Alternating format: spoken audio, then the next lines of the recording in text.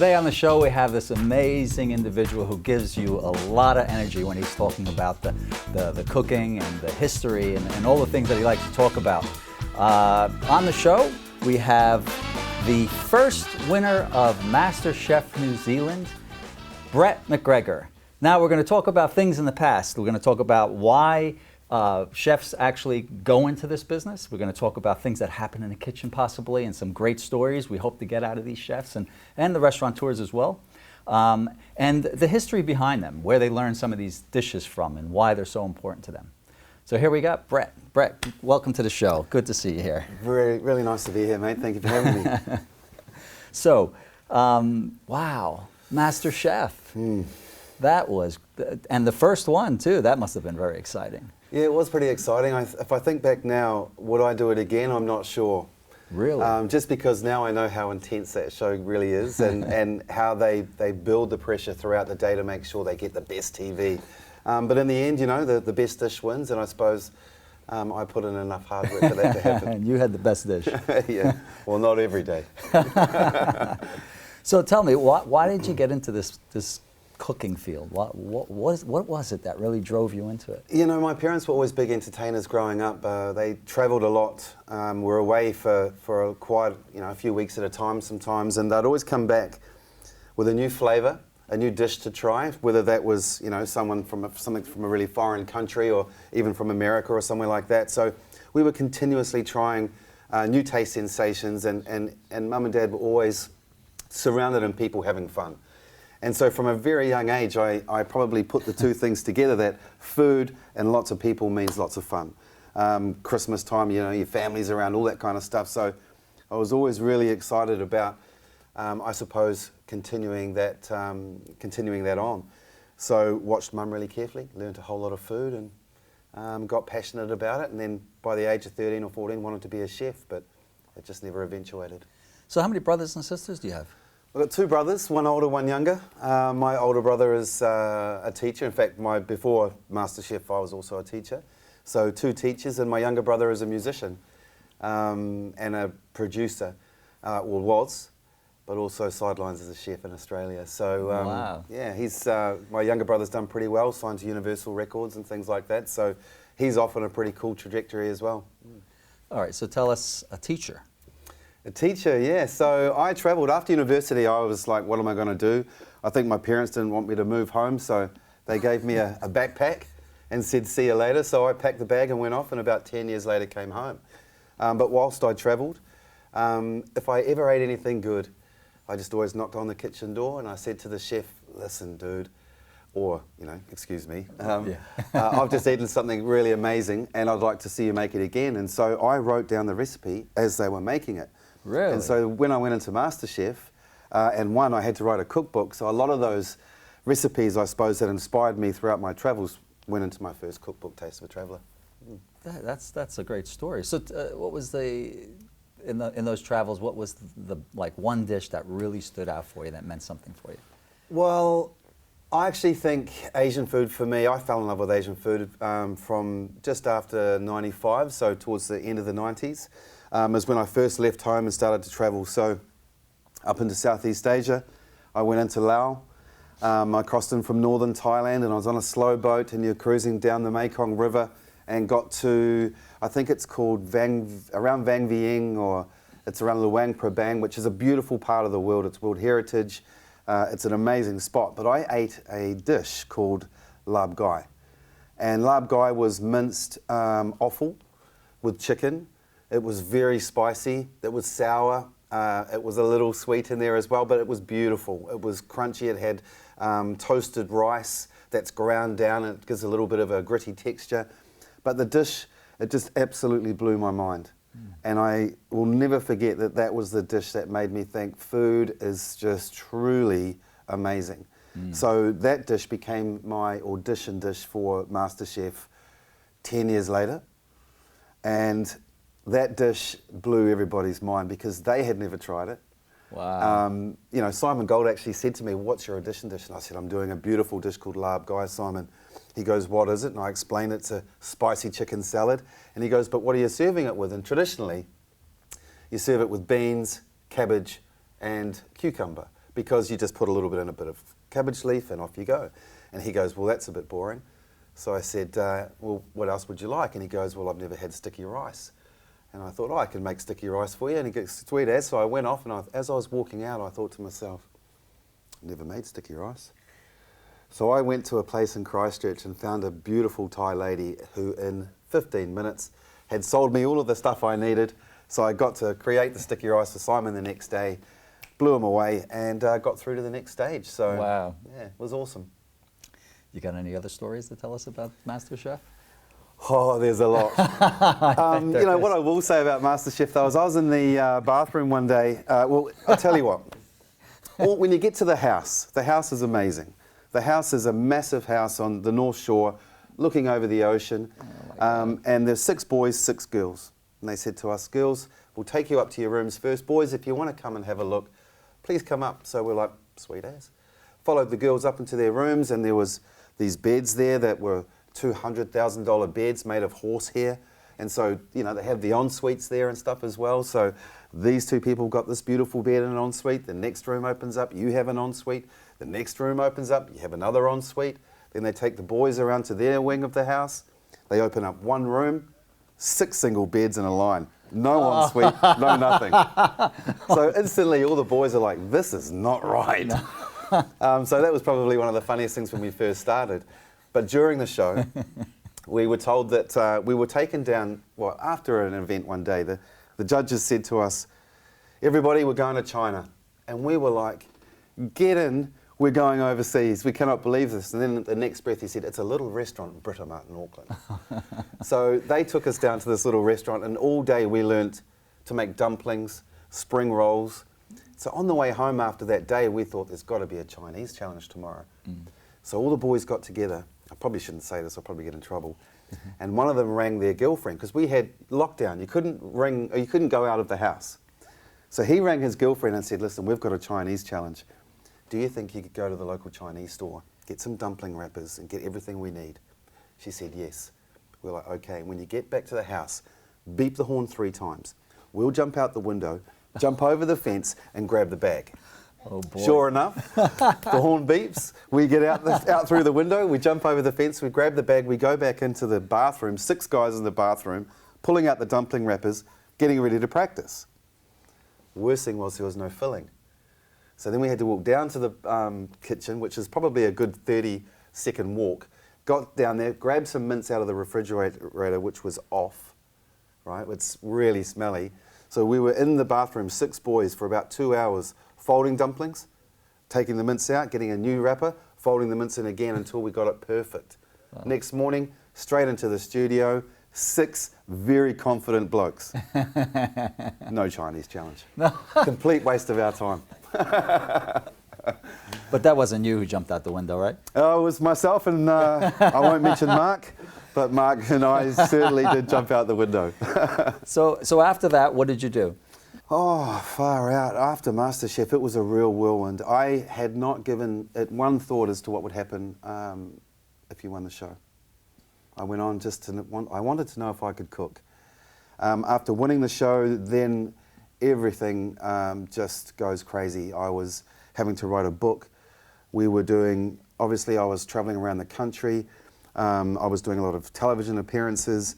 I picked up so many new jobs. I was the deputy principal of a school in Christchurch at the time too, remember? So I'm working full time and doing all the MasterChef stuff. One afternoon, my wife sat me down and said, do you like having a wife? I said, love it, why? She goes, well, you better change something, so you have to decide. And that's when we rolled the dice and thought, okay, I'll leave the teaching and go full-time food. And obviously now, best decision I ever made. When you do what you love or follow your bliss, you never work a day. And I think that's the truest thing anyone has ever said to me. Wow, that's one of the reasons why it took me forever to get married, was the restaurant business. Oh, I can see why that would happen. A lot of hours. Yeah. I think I'm lucky in the lounge at the moment because we have, we have a good crew of chefs. It's open 21 hours a day, but luckily enough, we kind of work it so that everyone does their 45 hours, and then you can go off. Tell us about where you're working now. So I'm at the Strata Lounge at Auckland International Airport. I've been consulting there since it opened as the Strata, but now as the executive chef. There was a lot of things about working in a kitchen I didn't know, and a lot of learning needed to take place, and especially if I was going to be like yourself and have my own restaurant. And so I was really lucky that they offered me this role, and I've taken it, and I've actually fallen in love with it. I know that's a lot of pressure. I know that everything has to be better every day, and when you're working in an environment like that, it can become stressful. But you know what, you have to delegate jobs to your team, and you have to respect them, and you have to trust in their abilities, and when everybody feels like that, you can get a great team. And when you get a great team, you get some great food. Yeah, you know, I always say you're only as good as the team around you. That's it. That's it, yeah. I mean, who do you respect the most in the kitchen? And for me, it's got to be that person that is, you know, washing the dishes and bringing them back, because it's a pretty thankless job, but you get the right person in there, and everything you need is always there. So we're going to do a recipe today. Yeah. Tell me about this recipe. Oh, this recipe goes back quite a few years in my house. This is one of the ones actually from Mum that was one of her travelling recipes. She learnt something similar in the south of France and brought it home for us. And it's in its simplicity. It can kind of throw you a little bit, I suppose, because I think it's got 4 or 5 ingredients. And it's just got so much flavour that anybody that eats it, or anybody that I've cooked it for, has just simply fallen in love with it and wants to cook it themselves. Okay, well, you know, we've talked all about the chefing. Go see what you can do. Yeah, I understand you got a great recipe to give our audience. Oh, it's an awesome recipe, one of our Firm family favourites, mate, and I know you're going to love it. Great. So, Bret, what are you going to cook for us today? Well, I've given this a lot of thought, and I thought, you know, I have to give you something that was really important to me growing up, and that has maybe helped me out in the years that followed. So this is an ode to my mother. So I'm going to do chicken with garlic and green peppercorns. Super simple, but super tasty. So is that what your mother used to cook when you were a kid? Yeah, she did. It was actually our favourite dish. All of our kids, all of the boys, the 3 boys in the house used to love it. But, you know, it's one of those dishes that if you want to impress someone, my mother always said, just do this one. It's really achievable. There's minimal ingredients, but it packs a really good amount of flavour. Oh, fantastic. Your mother sounds fantastic. But can I say there's one thing, mate? There's no free lunch with me here today, so I'm going to get you to control the green veg. Okay. So we're just going to serve it with some steamed veg, and if you're at home, you could do it with some crispy potatoes. But for you and I today, just a bit of steamed veg, and we'll get straight into it. So should I drop them in? Yeah, go for gold. Right. So here I've got about 6 or 7 cloves of garlic, and I know it seems like a lot of garlic, but the more garlic you use in this dish, it's actually the better it gets. Okay, I'm Italian then. Yeah, there you go then. So I'm not using a whisper of garlic. I'm definitely going to use some really nice thin slices, but it's 6 or 7 cloves. But do it, you know, I love garlic. So I'm probably like you, it doesn't matter how much goes in there as long as it's in there. So for this dish though, the garlic, I'm going to use some chicken thighs. So you could use a chicken breast. But I find the chicken thighs, you can overcook them slightly, you can take a little bit more time, and hey, you won't ruin the dish.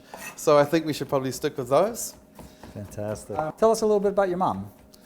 Well, Mum and Dad growing up were really keen sportsman and woman, I suppose. So they were always entertaining. They always had people coming over, and it wasn't about spending hours and hours in the kitchen, because obviously you wanted to spend time with your guests.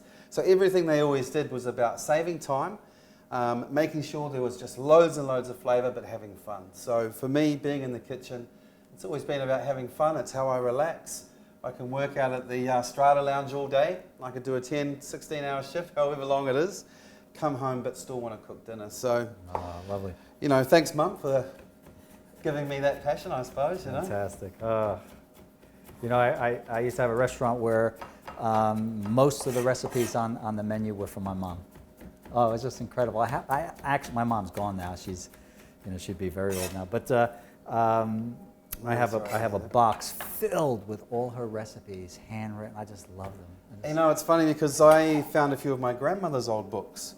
And when I was a bit younger, I used to look through those books and go, oh, what a ridiculous waste of time those books are. But if you actually look through each page and you see those little handwritten scribbles, that's right. Yeah. They become to me, it just becomes so important to keep. So I was down I think it was Fielding about 2 years ago, and there was a beautiful old couple there, and they said to me, Bret, we've got this amazing cookbook, and I know that our kids aren't going to want it. They'll probably just throw it away. So would you like it? Oh my God. And I said, I'd love it. Yeah, bring it to me. So this guy is 85 years old. He drove 20 minutes to go and get the book, brought it back, and gave it to me. It's over 100 years old, leather bound, original book. Oh, that's And I was really in Auckland special. City the other day, and I saw one at the bookshop, and it was $2,000. Oh my God. It's an amazing book. Oh. Rightio. I reckon we can take those off. What do you reckon? Okay, yep, I'll take them off. I'll put them aside. Okay, so straight on with a nice saute pan. Now there's probably something I should address here. This is one of those dishes that you have for a special occasion every now and then. It's not an everyday dish because I'm using a bit of butter and I'm using a bit of cream. If you don't want to use these two things, don't make this dish, okay? But you'll definitely be missing out. Rightio, so a couple of tablespoons, and really what you want is for the butter to froth just like that. If you're worried about it burning at all, okay, I just put a little bit of olive oil in there as well, and we can add more if we need to, okay? So I'm going to go with maybe 1.5 blocks of butter there, and then straight in, as I said, with our chicken thighs. Now you'll probably notice one other thing here. I am not seasoning this yet. So no salt, no pepper yet, and if you're going to use pepper, I'd probably just stick with white pepper. Okay. You know, the black pepper, you'll definitely have get a funny grit through the white sauce, and it just looks better if we just, just use the white pepper. Good idea. So now that that's on, we're just going to turn it up just to brown a little bit. It'll take, that'll take a good 15 minutes if you're going to do it nice and slow. Now this garlic, as you notice, chicken's in one side. I want to just get that nice and golden and caramelized first before I put this in. If I put the garlic in too soon, obviously it's going to burn and go black. And what we want this garlic to do is to go as golden as possible. So I would say a medium heat, slowly for as long as you can, and it'll really, really develop the flavor of this dish. So because there are no other real flavorings except for this green peppercorn, you need to really concentrate on this particular part. So at the beginning, just sprinkle your garlic all over the top like that, and let the pan and the heat work its magic, okay? The smell in here soon will be amazing. I can smell it already. I just love the smell of garlic. I don't think anything beats it. And do you use these very often? All the time. Love it. All the time? Yeah, love that. So that must be why I've travelled around Auckland trying to find these today. 4 supermarkets today to find these. So I could have brought you some from home. I really wish I wish I'd gone home as well. So I bought 4 of these. So I'll be taking them home. Now, it's just green peppercorns, and they're in a type of vinegar. I think it's got a little bit of water and probably some regulators in there as well. Now, green peppercorn is slightly different, isn't it? It's not as pungent. It's a little softer as a black peppercorn. And you don't have to be afraid of having a whole spoonful if you get them in this dish. Okay, so we'll just wait a couple more minutes for that chicken to get a bit of nice caramelization on the outside, and we'll go from there. That's going to take a while, so we'll crank it. That's smelling good. It is smelling good. So remember, nice and long and slow. You can see there the garlic is starting to change. Okay, so that's what we want. So I'm just going to turn those over. We've got a little bit of caramelization on the chicken. Now, if you're worried about the chicken getting over caramelized, or you just want to make sure that it's not going to overcook, you can take the chicken out and continue to cook the garlic nice and slowly, because as I've been trying to say, that garlic, if you look right into the pan there, it's only just starting to go golden. Now, as the essential oils from garlic start to get released, it'll start to stick on the bottom of the pan, okay? Hence, that's when a non-stick pan becomes really kind of important for this dish. But it's not the be-all and end-all of everything, okay? So just make sure the chicken is cooking nice and slowly. Garlic is caramelizing, you cannot go wrong. Next thing, which is not now, but very soon, is one of these beauties. Now, it's not often you'd ever see a chef use one of these, okay? Now, I certainly wouldn't use it at the lounge, but as I said before, my mother taught me this dish when I was 11, okay? At 11 years old, I wanted to learn the one dish that everybody loved in the house, and it was this. So we always used a chicken OXO cube. Has to be an OXO. No other stock has the same flavour, so make sure you use that. Fantastic. Did you read Kitchen Confidential? I have not actually read Kitchen Confidential. So Bourdain said that he was making a stock and that for some reason he kept, winning, like, the competitions in school and all, and he was bringing that in his pocket. So nobody knew I'm about hiding it. at one of these. And everybody's like, he's got the best stock. That's it. It's going into my soup that's right, at work. This dish, there's another funny story for this dish. The first time we got into the MasterChef kitchen, there was a challenge where they said to us, look, you've got 2 minutes to run into the pantry. You can grab 11 ingredients. Bret, you're in the first desk. Off you go. I sprinted off into the pantry, grabbed my ingredients, got back to my desk, counted them up. I had two too many. And I was like, oh my gosh. So I tried to just grab that and think I could fling it under the desk without anybody seeing. Don't do that at home. But of course somebody did. And so when the judges came over, they said to me, oh Bret, we're going to have to steal some of your ingredients. So they took half of them. And what they left me with was some peppercorns, some cream, some chicken, and some garlic. And so I cooked this dish and ended up winning the challenge. Wow. So there you go. You see, your mom was looking after you. She's always looking after me.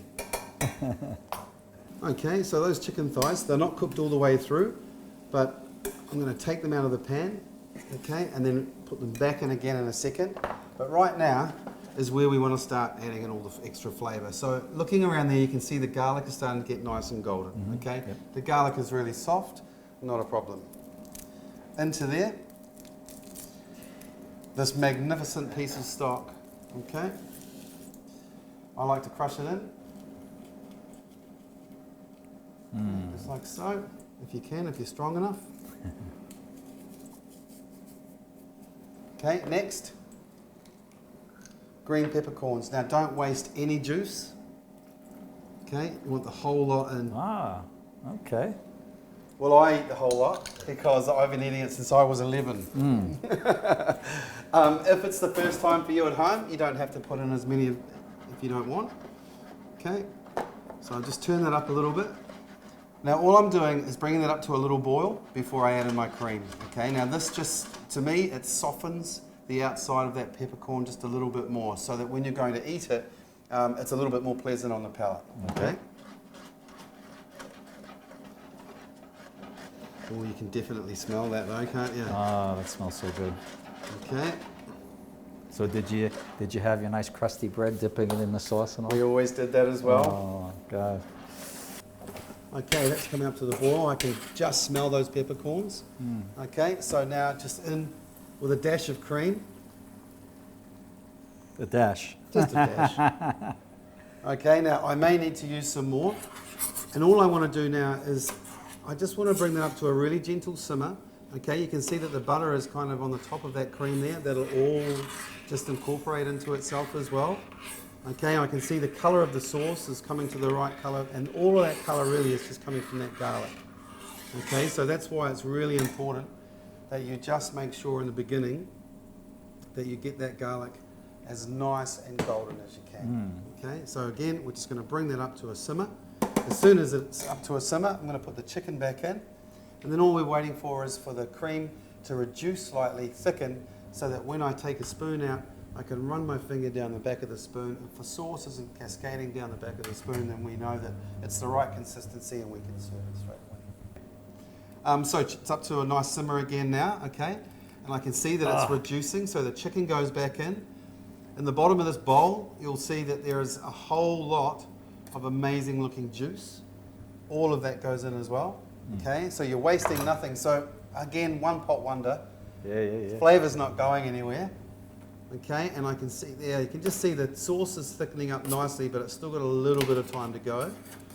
Okay. Just keep it off the bottom. Right, John, I'm going to get a little spoon because I think you should have a little try.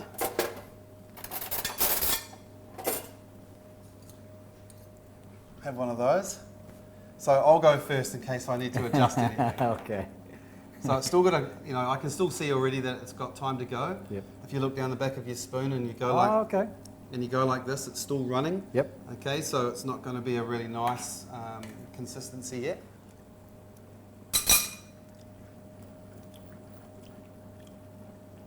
You can have a try. I think it may need just a little bit of, actually I won't say anything. Oh my God. I got goosebumps. Such a difficult recipe. Oh, that is so good. Do you know what? It's only you and I. I'll go to the other end. I won't double dip, but... Oh my God, that's so good. And when you get a little peppercorn, for me, the peppercorn, because it's so soft and luscious, the peppercorns are so sharp.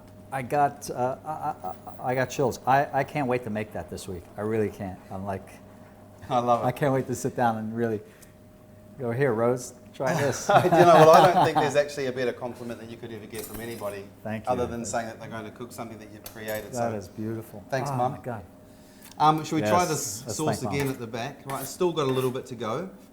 And I'll just show you guys at home. So if I'm going like that with my finger, and I can see here the sauce is running through. So when that's happening, it's definitely not the right consistency. So you just want to keep that simmering down for a little bit longer, and then it will be absolutely beautiful, okay? It'll also give that chicken time to come up to about 75 degrees. Or if you don't have a thermometer at home,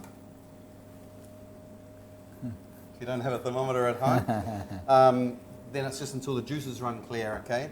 Really vitally important though with any chicken.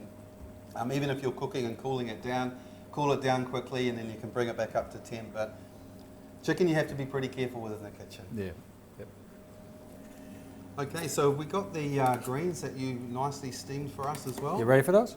I think we can probably put one together, shall we? Okay. Perfect. I think we might just lay some of the greens down on the side there. Thanks, John. This is how I like to cook at home as well.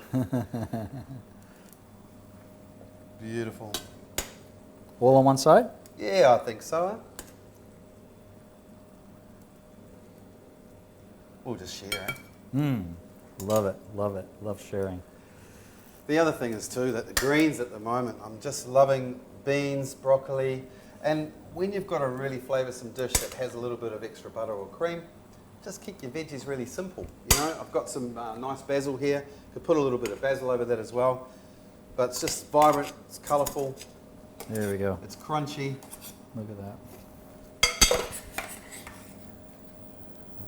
Okay, we'll just start to serve that up. It's amazing, everything in my house out in Titirangi is served exactly like this, family style. Every night we sit at the table. Lovely. And we share our day's stories, have a bit of a giggle, probably annoy each other a little bit more, but it's always around the table. I think it's vitally important to be sharing this time. That's wonderful. With your family. Of course, yeah. But there you go. So there's a lot of sauce. Don't throw that away. Somebody will want it. Always have a little bit of garnish, okay? So I always like to make sure that the garnish is over because with basil especially, you'll smell straight away. Okay? Yeah. And there you have it. Okay, Look at so that. this is my chicken and green peppercorns, steamed broccoli, and beans. Beautiful. Beautiful. That's a Thank you, beautiful John. dish. No, thank you, and thank your mom for us. Yeah, I will do. Although I suspect she'll probably call you anyway. She'll want to be on. No, thank you very much. Thank you. Great. Cheers, mate. Cheers. So, Bret, that dish was absolutely fantastic. You know, you got to thank your mom for that because that was just really good. You know, she'll probably watch the show and she'll say, yes, you should be thanking. But you know what? I've made it for her many times over the past few years. So I'm just stoked that she's shown us so many great dishes like that. Because as I've said, you know, my whole kind of foodie career is food doesn't have to be complicated to be delicious. You know, you've just got to make the most out of each ingredient and, you know, it'll be fine. So what do you got for the future? Tell us. Well, the next couple of years, I'm working on a new book at the moment, which as I keep saying, I love Asian food, but I've been trying to, I suppose, just broaden my horizons, and that Mediterranean diet has really intrigued me because of the health of people, the flavours that you can get out, and it's just a new vestige for me to kind of start to learn from. So I'm really looking into that area of food. You know, really still keen on trying to bring this lounge from number 2 to number 1. So over the last 12 months, we got an award as the second best value lounge in the world, and that was after a lounge in Dubai. Wow. I think we can do better. but it means a lot of work. But I've got, like I said, I've got a great team, and I know that we can get there. So for me, head down, work hard for the next 12 months, and the world will be my oyster. Well, that's fantastic. I look forward to it. If people go into the lounge, will they see you? Or every day? Yep. Oh, yeah? So sometimes I might work nights, but mostly every day. Come in. If you want to say hello, come in, say hello. And who knows, I might even make you something special. Oh, fantastic. Well, if you happen to go into the lounge over there at the airport, say hello to this wonderful gentleman, Bret. I'm sure he'll treat you very well. Bret, thank you for being on the show. This is fantastic. I really loved it. And say hi to your mom for me. Oh, I will do, John. No, thanks for having me, mate. Thank you.